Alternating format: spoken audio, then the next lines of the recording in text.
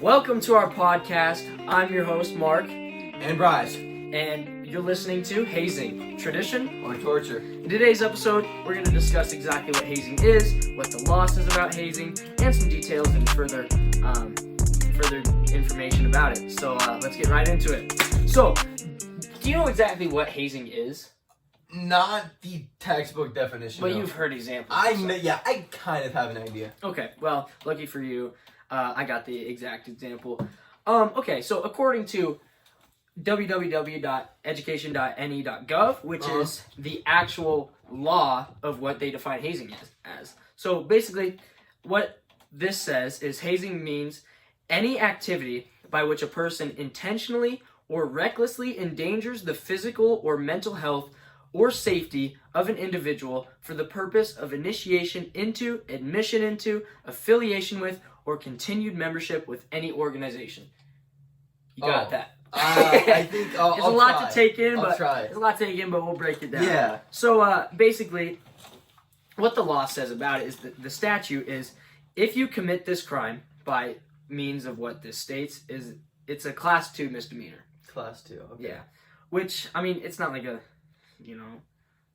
murder case or whatever. Like, you're not going to go to jail for 15 years. But it is against the law. Right. There are laws against it. Right. There are laws against it, which means it's a problem. And, we'll get into later episodes about statistics of how much it actually happens. But it happens a lot more than you might think. You see maybe movies where it happens, but, it's real life. You know what I mean? Mm. So, so now that we know what hazing is, you said you had some examples pulled up. You want to talk about those? Yeah. So some of those examples. Geneseo. Or before that, actually, let's get into our thesis. Silly us. Let's go. Okay. Okay. What we think about hazing. So basically, we don't think the best solution of hazing is to completely get rid of it. There's a lot of things that in that definition that we think are tolerable, that we shouldn't totally get rid of, because it's kind of the spirit of college and sports and organizations in general. But however, we do think that the harmful and potentially long-lasting consequences of hazing should be done away with. Right, of course. And we'll get into examples of what we think is good and what we think is bad.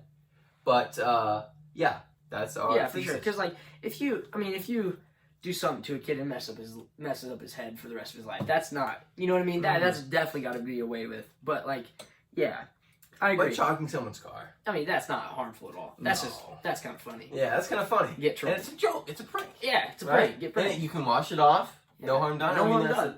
That's a weekend. It's just a prank. So, So let's get into start off. Okay, you said you had an example of hazing that might be bad. Yeah. So all right, lay that down. So from geneseo.edu, which is basically the NCAA of frats and sororities and stuff like that. They lay out rules and guidelines and stuff like that. They say they have a whole list of examples of what hazing might look like. Okay. And so one hazing that I think is kind of obvious, probably one of the most obvious, in fact, forms of hazing is forcing, requiring, or endorsing consumption of alcohol, beverages, or other drugs. Right. Especially in fraternities in college. You know what I mean? They're notorious for that. Yeah, that's big there. Yeah. So I think, that's an example I think you and I would both agree that's not very good and it should be gone away with. A statistic I found that kind of corresponds with that is, according to udayton.edu, 82% of deaths from hazing involve alcohol. 82. That's a lot. That is a lot. But so thanks for tuning in.